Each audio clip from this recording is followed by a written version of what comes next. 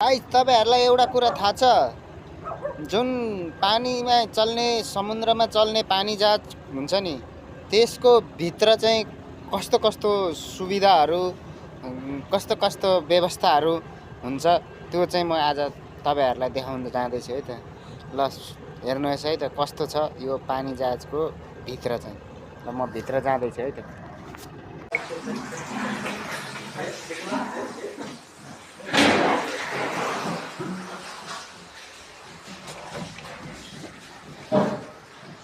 म चाहिँ अहिले भित्र आएँ है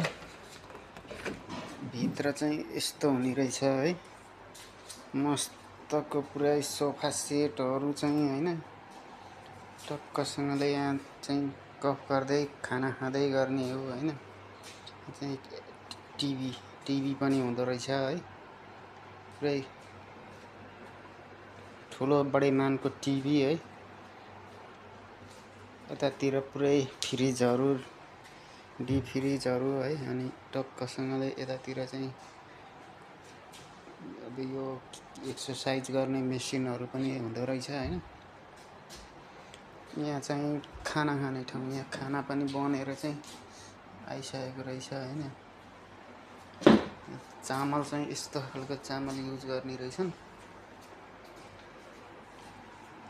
टक्कसँगले अब म चाहिँ बसेँ है अब टक्कसँगले हैन म चाहिँ यहाँनिर टक्क बस्नु पर्यो मलाई चाहिँ यहाँनिर गएर बस्दै गर्नु भने हैन अब मलाई यिनीहरू बङ्गालीहरू हुन् मलाई चाहिँ बङ्गाली बोल्न नि आउँदैन त्यही भएर मलाई चाहिँ यहाँ गएर बस्नु खाना बनाएर लिएर आउँछु भनेर उतातिर किचनतिर गएछन् है केटाहरू खाना बनाउँदैछन् अब के बनाउँदैछन् थाहा छैन चिकन चाहिँ बनाएर ल्याइसकेको रहेछ यहाँनिर चाहिँ एसी पनि छ हैन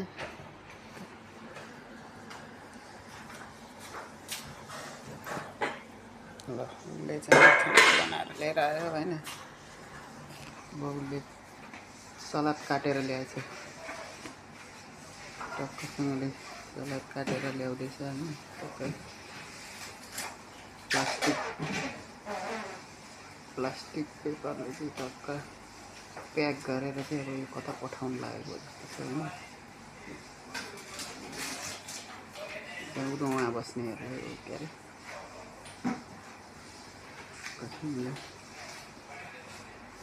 प्याकिङ गरेर चाहिँ पठाउन लागेको जस्तो छ